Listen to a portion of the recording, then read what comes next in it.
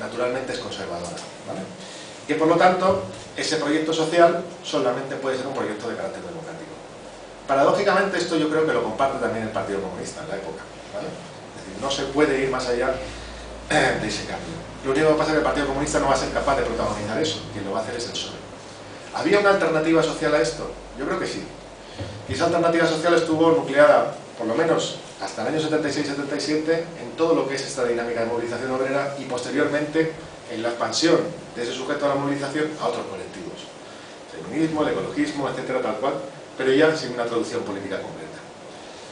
De cierto modo, si lo mirásemos en términos sociales, yo creo que en la transición había dos proyectos viables o posibles. Por un lado, lo que podría representar esa dinámica de movilización social protagonizada por el movimiento obrero, y que tendía a generar, pues por ejemplo, dinámicas de contrapoder en la fábrica o en el territorio, o el movimiento vecinal sería lo más significativo, y por otra parte un proceso social complejo, pero cuya base, en términos materiales, serían esas clases medias, ¿no? Lo curioso es que ni el reformismo franquista ni el Partido Comunista es capaz de representar esa dinámica social que representan esas clases medias, ¿vale? Esa es la paradoja de la transición. Básicamente porque lo que se produce durante estos años, desde los 60 a los 70, es que esas clases medias que sobre todo se educan, o su educación sentimental es en la universidad, se van a convertir en antifranquistas. Sobre el término antifranquismo yo creo que hay una paradoja, porque antifranquistas van a ser los que antes eran franquistas. Al movimiento obrero el antifranquismo le venía de fábrica, podríamos decir que era antifascista, por los años 30, pero antifranquista es que era una unidad, en origen, ¿no? O sea, nunca hubo un encuadramiento de carácter fascista, falangista, claro, de la clase obrera. Es decir, siempre hubo choteo, a veces represión pura y dura, etc. Pero por lo menos, por lo que tengo visto yo, no adhesión.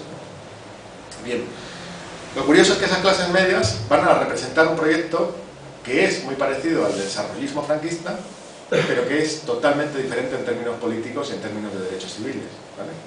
Porque está permeado por ese antifranquismo. Y curiosamente, quien va a representar mejor ese proceso, o esa nueva élite social, es el socialismo, el PSOE, que triunfa en el año 82. ¿No? Lo curioso es que la transición acaba así, o sea, acaba en el año 82, si queréis, hasta el 86, con la derrota de la OTAN, pero básicamente sobre un régimen que va a ser de carácter modernizante.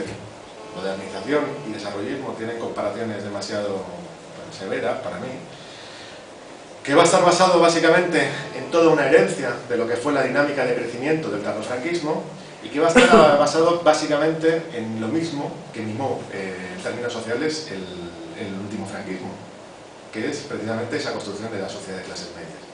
De hecho, esto se refleja en cuestiones que son bastante interesantes.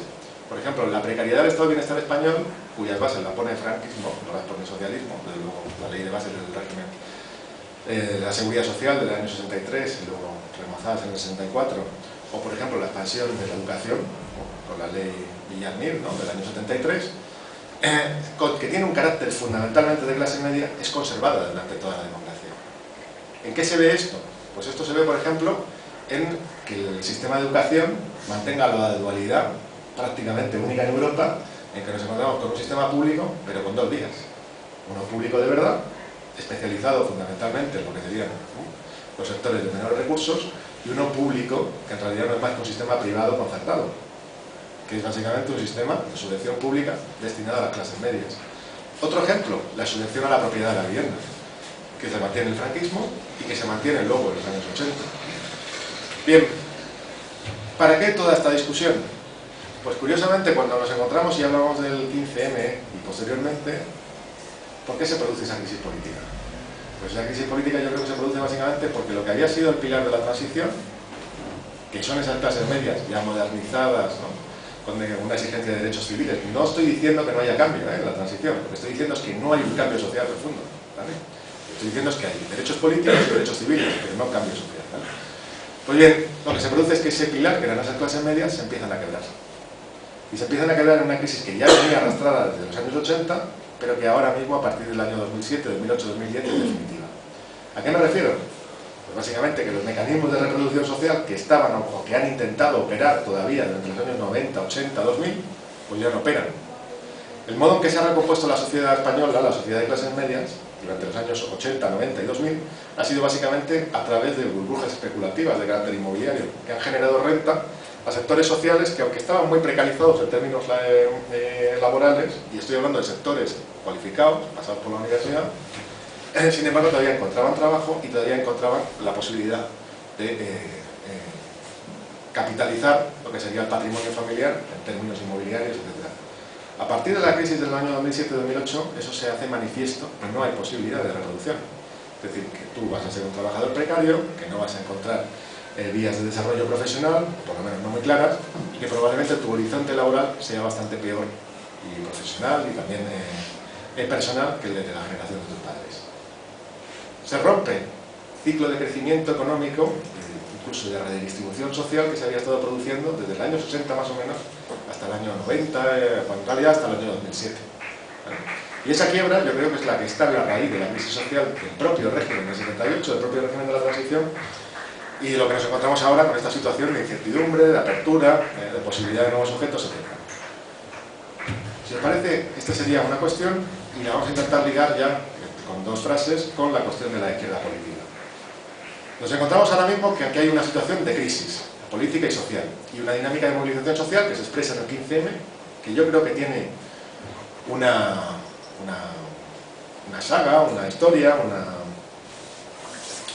una genealogía que es bastante anterior, tiene que ver, por ejemplo, por localizarla claramente con el movimiento contra la guerra, la caída del gobierno Aznar, etc. Son explosiones que, por ejemplo, en Madrid son bastante importantes, con cierta dinámica de crecimiento de los movimientos sociales, etc. Pero que a partir de 2007-2008 estalla en un ciclo, perdón, de 2011 estalla en un ciclo de movilización social brutal.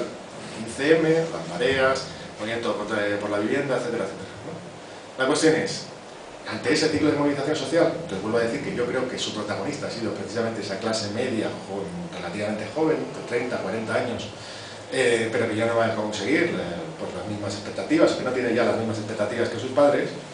Lo que nos encontramos es que básicamente que a partir de ahí surgen distintas lecturas políticas, ¿no? Lecturas políticas que, por ejemplo, en las elecciones europeas se van preparando con distintos equipos, ¿no? Y ahí vemos, por ejemplo, la experiencia del partido X, la experiencia de Podemos, la experiencia de las candidaturas municipalistas, etcétera, tal cual.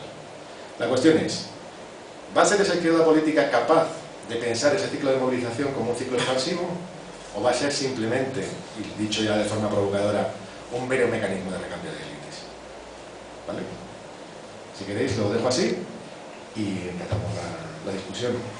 No sé si ha sido del todo claro, pero creo que más o menos como que lo fue más.